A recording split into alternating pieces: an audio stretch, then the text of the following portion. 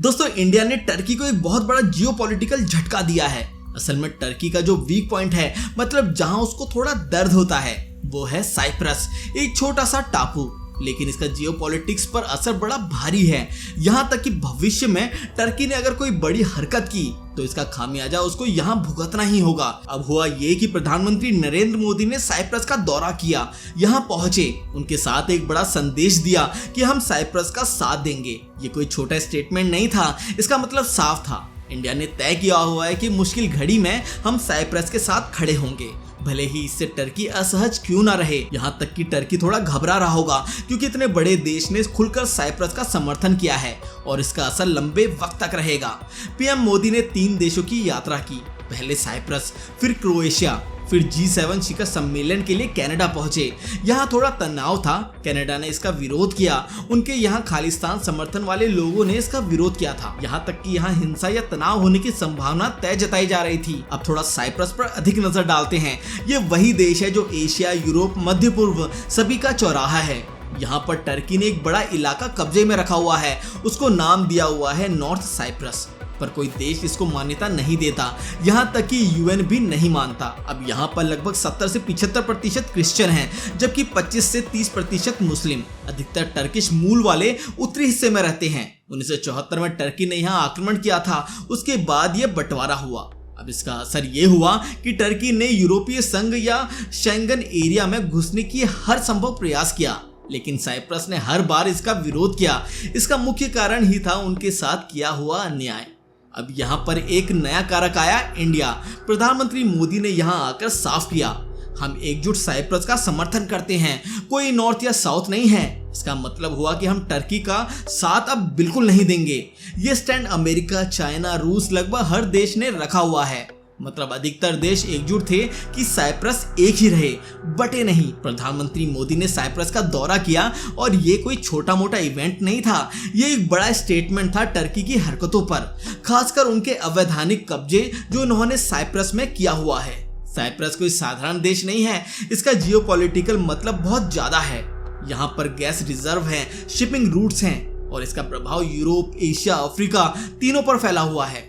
Turkey ने यहाँ 1974 में आक्रमण किया था, वहीं से ये बंटवारा हुआ जो अधिकतर देश स्वीकार नहीं करते। टर्की ने नॉर्थ साइप्रस नाम का एक स्टेट बना दिया, जहां मुख्य रूप से टर्किश एथनिक लोगों ने कब्जा किया हुआ है। यहाँ तक कि टर्की ने इसका नाम बदल दिया, यहाँ तक कि इसका नया झंडा तक बना दिया। पर असली बात यह है कि इसका कोई समर्थन नहीं करता, कोई देश इसे मान्यता नहीं देता सिवाय खुद टर्की के। ये वही इलाका है जहां प्रधानमंत्री मोदी पहुंचे। यहाँ उन्होंने फ्रंट पर जाकर देखा, एक तरफ असली साइप्रस था, दूसरे भाग टर्की ने घेर रखा था। उनके साथ साइप्रस के मंत्री थे जो बता रहे थे कि यहाँ दीवारें खड़ी की हुई हैं। एक तरह से बर्लिन वॉल जैसा ही सीन था, एक देश ने दूसरे देश पर कब्जा किया हुआ था। सोचो, लोगों ने एक साथ जीने की जगह बंटवारा किया हुआ था।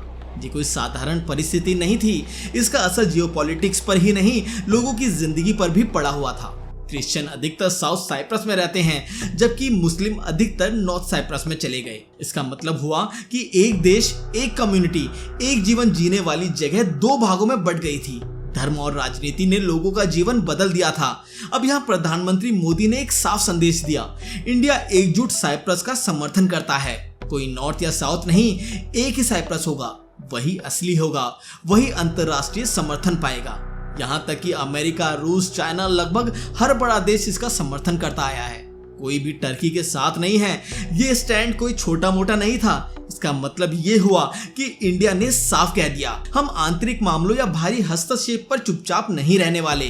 टर्की ने पाकिस्तान तक को समर्थन दिया था, उसको ड्रोन दिए थे जो बाद में हमारे लोगों पर हमलों में इस्तेमाल किए गए थे। इसका जवाब देने का एक तरीका ये भी था, हमने उनके दर्द वाले बिंदुओं पर वार किया, उनके विरोधी या उनके साथ तनाव रखने वाले लोगों का साथ दिया, ताकि उन्हें संदेश दिया जा सके कि हस्तक्षेप एक तरफा नहीं होगा।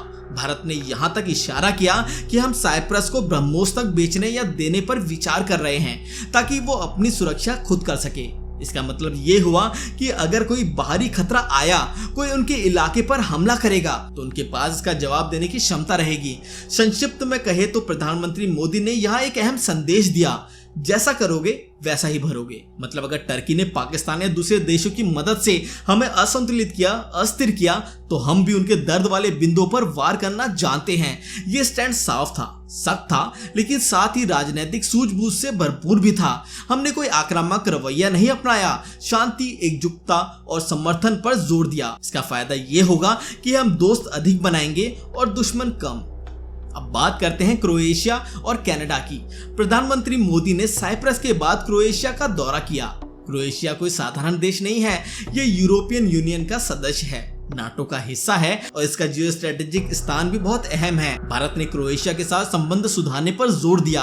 उनके साथ शिपिंग, शिप बिल्डिंग, इंफ्रास्ट्रक्चर, यहाँ तक कि ट्रांसपोर्ट कॉरिडोर्स तक पर बातचीत हुई। इसका मतलब साफ था, हम यूरोप तक अधिक आसानी से पहुंचने, नए कॉरिडोर खोलने और क्रोएशिया जैसे दोस्त देशों की मदद से अपना प्रभाव फैलाने की योजना बना रहे थे। प्रधानमंत्री मोदी ने क्रोएशिया के प्रधानमंत्री आंद्रेज प्लेनकोविक से मुलाकात की। उनके साथ shipping corporation, infrastructure development, startups, IT और टूरिज्म जैसे क्षेत्रों पर बातचीत की। क्रोएशिया ने भी भारतीय निवेश का गर्मजोशी से स्वागत किया, खास तौर पर shipping, ship transport, IT corridors, यहाँ तक कि फिल्म निर्माण तक क्रोएशियाई जगह बॉलीवुड फिल्मों की शूटिंग्स का नया केंद्र बनने वाली है। अब रही कनाडा की बात। G7 शिखर सम्मेलन हुआ था। यहाँ प्रधानमंत्री ने शिरकत की। मुख्य रूप से वैश्विक अर्थव्यवस्था, स्वास्थ्य सुरक्षा, ऊर्जा संकट, खाद्य असंतुलन, पर्यावरण बदलाव जैसे विषय पर चर्चा की। कनाडा ने यहाँ एक अहम भूमिका निभाई। जस्टिन ट्रूडो ने मोदी जी से बात की, जहां मुख्य रूप से स्टार्टअप्स, हरित ऊर्जा, छात्र आदान प्रदान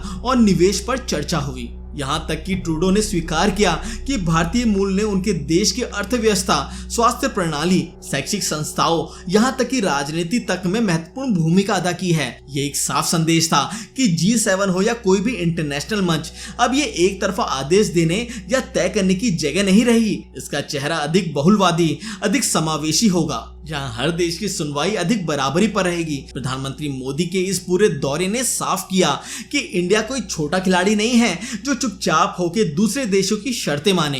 इंडिया ने टर्की तक संदेश दिया, हम चुपचाप नहीं रहने वाले, हर फ्रंट पर जवाब देने वाले हैं। फिर चाहे बात जियो पॉलिटिक्स की हो, सुरक्षा की या अर्थव्यवस्था की। पीएम ने साइप्रस, क्रोएशिया और कनाडा तीनों जगह ये साफ किया कि इंडिया अब एक अहम ग्लोबल स्टेक होल्डर है, एक ऐसी शक्ति जो शांति, स्थिरता, डेवलपमेंट और कॉर्पोरेशन पर विश्वास करता है, लेकिन साथ ही साथ अपने राष्ट्रीय हितों की रक्षा करना भी जानता है।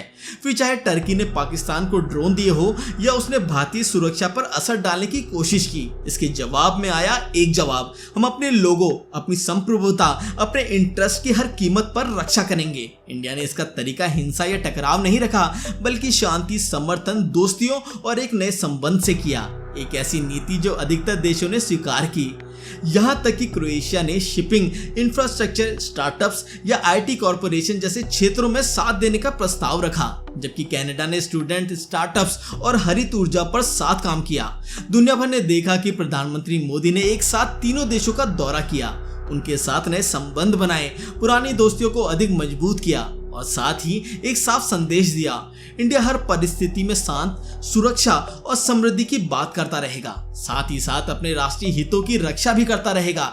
ये यात्रा एक तरह से नए संबंधों, नए समर्थन और नए कॉरिडोर्स की नींव रखने वाली रही, जो भविष्य में इंडिया की भूमिका को अधिक महत्वपूर्ण बनाएगी, फिर चाहे जियोपॉलिटिक्स हो या इकोनॉमी या सुरक्षा। तो दोस्तों, आप पीएम मोदी के इस स्टेप के बारे में क्या सोचते हैं? अपनी राय कमेंट करके जरूर बताएं। तो मिलते हैं अगली वीडियो में।